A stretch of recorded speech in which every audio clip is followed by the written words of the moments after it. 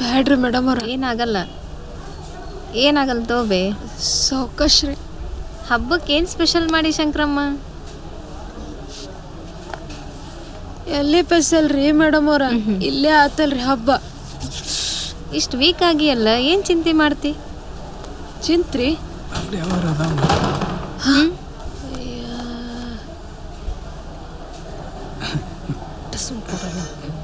ನಮಸ್ಕಾರ.